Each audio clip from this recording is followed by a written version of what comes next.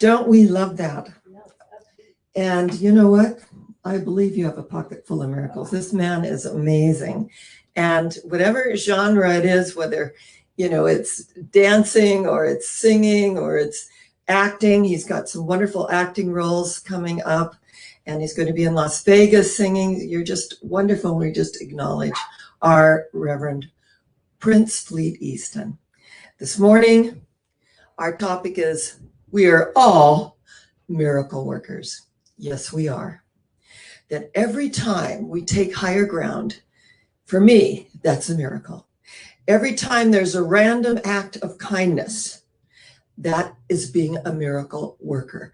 Every time we see the higher point of view. And what we know is that thoughts are things and words are molds. And that when we come from that space, that energy of the miraculous, that everything in the path transforms. Blessed are they who have eyes that see, who have ears that hear. Because we see through the appearances, the conditions, and the effects. Jesus, who became the Christ, was walking through with his disciples through Jerusalem. And there was a woman who was suffering for 12 years with this health issue. And she thought, if only I can touch him, I know I'll be healed. I know he'll heal me if I could just touch him. And as he came through as an amazing, great superstar with all the disciples and everyone was cheering him on, she reached out and she what? Touched the hem of his garment. And she was healed. And she absolutely just bowed down on her knees. Now we know the knees on the physical organism represents surrender. Not my will, but thine be done. And as she was worshiping him, he turned because he said he felt power go out of him. And he turned and she was thanking him for healing her and worshiping him. And he said, I did nothing. It was your faith that made you whole. I of myself can do nothing. It is the Father within that does the work. It's the energy within that does the work. It is this universal touchstone that we choose to call God that does the work. Why callest thou me good? There is only one good, and that is God. And he went on his way. And as we look at, if it's our faith that makes us whole, and it's done unto us as we believe, right? The key is as we believe, then the energy within us arises to the occasion of our true spiritual stature. This is how it works. So in our daily life, which is our temple and our religion, as we go about our Father, Mother, God's business, and we see a higher point of view, no matter what is being expressed, that we take it to the next level. Remember, he drew a circle that shut me out. Heretic, rebel, a thing to flout.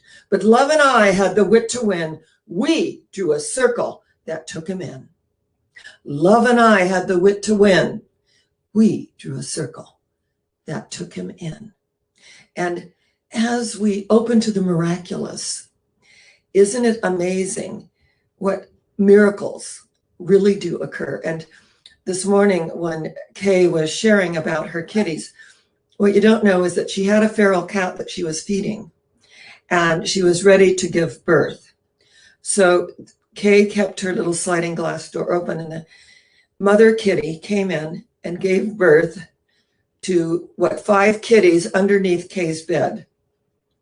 Now, we know that everything has a soul, but I think that mama kitty felt that my little kitties, my babies, are going to be so cared for with this energy, because everything is energy, isn't it?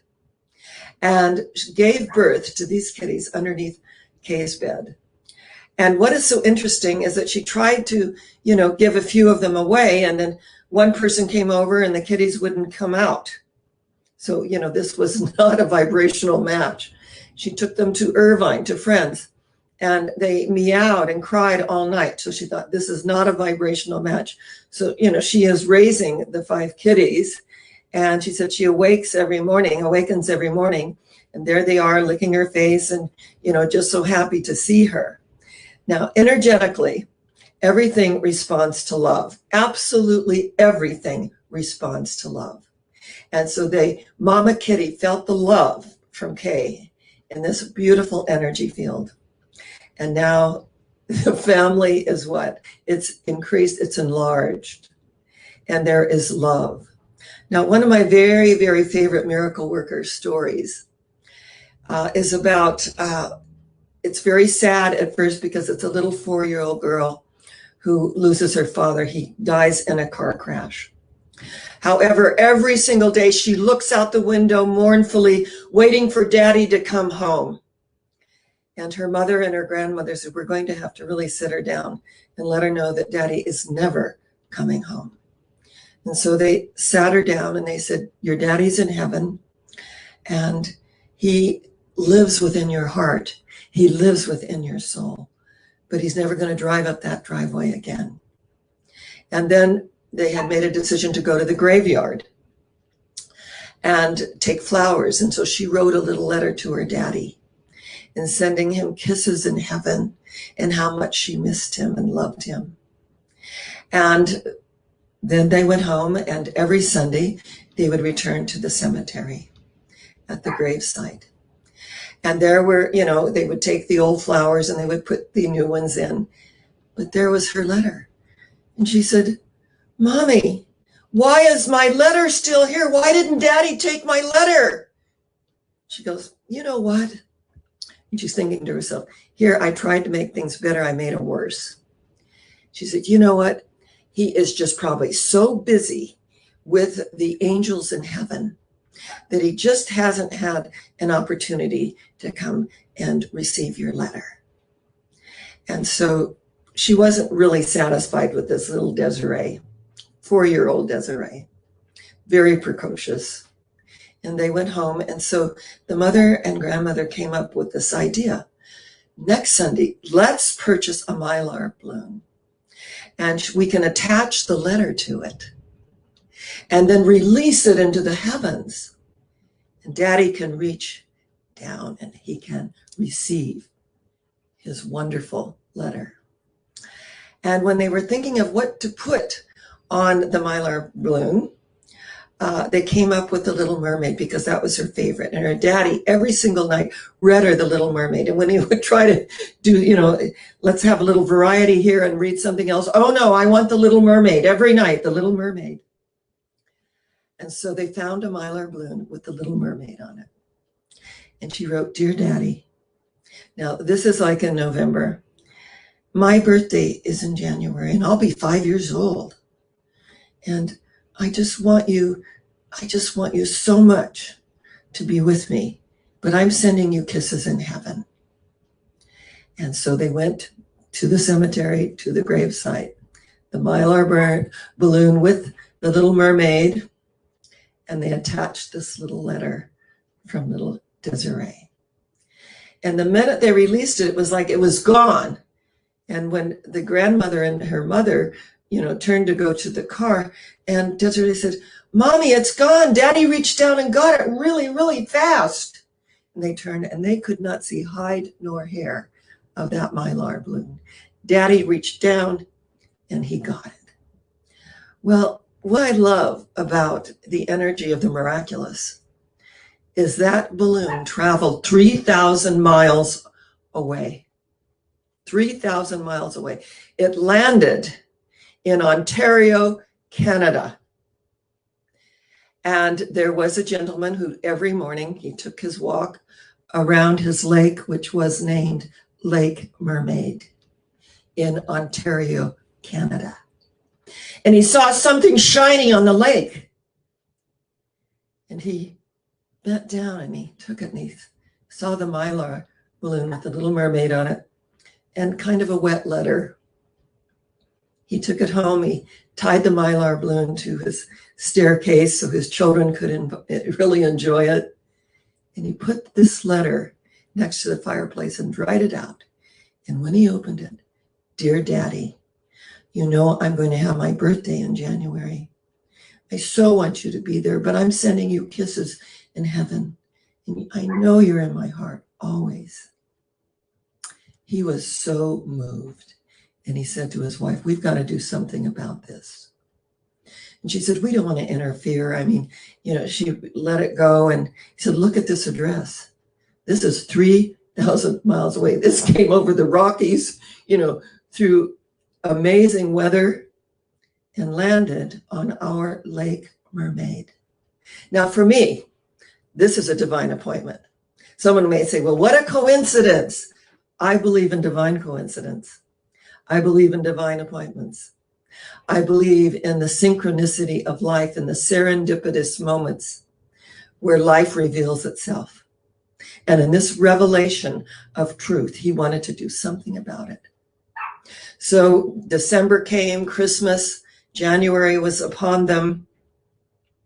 And the wife went out and she bought a birthday card, and it said, "To my beloved daughter." And she goes, "Oh, I didn't realize it said, 'To my beloved daughter.'" And the husband said, "I think it's perfect." So she channeled the energy of her father and said, "Dear Desiree, I know your daddy flew the balloon over to our Lake Mermaid so that we could get to know you and your daddy. And he wanted us to send this card to you because he loves you so very, very much." And they sent it. And so little Desiree had a birthday party and all the friends, and when everyone left, they were opening cards. And her mother said, "Look at this card, to my beloved daughter. It's from your daddy." And she read it and she took it to her little heart and said, "I know daddy is receiving all my kisses. I know it." Well, this is how life works. There is a program, and it was very, very popular in the 80s and 90s. It was called Miracles Are Real. And I used to watch it as well. And they were requesting that if you have a miracle, please send it to us. And if we really relate to it, we'll feature it on our program. Well, a Catholic nun had heard of the story. She was in Ontario at the Immaculate Heart. And she sent in what had transpired, because it was in the newspapers of the little mylar balloon with the mermaid, the Little Mermaid at Lake Mermaid, the family that retrieved it and sent the birthday card. And of course, they were chosen. And their story was featured on Miracles Are Real. It's not the end of the story. What they did is they got the two families together and they gave them a trip to Disneyland together. So their children and little Desiree and the father who, he had the two sons, he'd always wanted a little daughter. There she was. And he just scooped her up in his arms and said, "Your daddy's in heaven, but I can be your father figure here." And they became very, very close knit. Energetically, the energy unfolded in a miraculous way. He, being the miracle worker of seeing something shiny on the lake, this little mylar balloon with the Little Mermaid engraved, and the energy of a 4-year-old child. "Dear Daddy, my birthday's in January. I'm sending you kisses in heaven." And to have him respond and the family respond, and the electromagnetic energy that brought them together, to have a Catholic nun hear about it, from their little local newspaper in Ontario, Canada, and all of our friends viewing from Canada, I just really acknowledge you and the energy of this amazing miracle worker that put the works with the faith, action with intention, and allowed things to unfold in amazing, amazing ways, that each of us, through this act of generosity, of taking higher ground, of random acts of kindness, lift the planet as a whole. And every time we have an aha moment, every time we forgive, every time we feel healed of the past, we are lifting the energy of the planet itself. I believe that peace is possible. Yes, I believe that world peace is possible, that we can create critical mass by every person taking responsibility for their lives, because the twin of responsibility is freedom. The freedom to be who and what we are. This is the day the Lord hath made. Let us consciously choose to rejoice and be glad in it. It is a gift from God. And what we make of this thing called life is our gift back to God. So this morning, as we come together and we feel that light and that energy, I love the little story about the teacher that says to her class, how many of you know what the speed of light is? And little Tommy raises his hand and he says, well, teacher, what I know is that it comes way too soon in the morning. And I thought, absolutely, there are times in our lives where that light, we're not really ready to get up, and it is light, and it's time to get up, and it's time to start our day. And we all have those little moments, don't we, where we just think, oh, okay, the speed of light travels way too fast. And when we have those lower energy moments, we just go within. And for me, I just recreate my energy. I get either on the slant board and I have my gratitude list. And sometimes I just sit in the Buddhist emptiness of the moment and just allow my energy to fill back up. Because we can all get caught up in the human condition, can't we? We have those little insecure moments with, we feel in the solar plexus. I love the story of the gospel according to Peanuts. And Lucy had persuaded Linus to bury, to get rid of his blanket. You don't need it. You're old enough now. You don't need a security blanket anymore, Linus. And, she was so convincing. He was in that moment of agreement. You're right. And then he had this incredibly insecure moment. He ran to Lucy and he said, I need my blanket. I need my blanket. Please, where is my blanket? And she just crossed her arms and said, no, you're much too old for a security blanket. And she went marching on her way. Now, Snoopy overheard all of this. And he just started smelling in the yard and had his little nose sniffing everywhere. And he started digging. And he just kept digging and digging. And guess what? He found the blanket. And he took it to Linus. And Linus caressed his blanket and said, thank you, Snoopy. Thank you, Snoopy. Thank you, Snoopy. And then little Snoopy gets on top of his doghouse, as he always does, crosses his legs, arms behind his little head. And the bubble says, sometimes I just really, really know that my existence matters. And when we really, really know that our existence matters, that we have created and we have performed a random act of kindness for someone without judgment, a random act of kindness, the universe smiles on that. Those moments that we need our blankie, those moments that we need reassurance, reaffirmation, confirmation of our existence. Sometimes I just know my existence matters. And you know what? Our existence matters every single day of our lives. And that we open to the miracle. And that miracle can be reaching out at a seamless hem of the garment. And healing transpires. Because it's our faith that makes us whole, isn't it? It can be something shiny on a lake. And that this miracle worker reaches out and creates an amazing, amazing experience for not only his own family, but a family that was in need of a father figure, and he was it.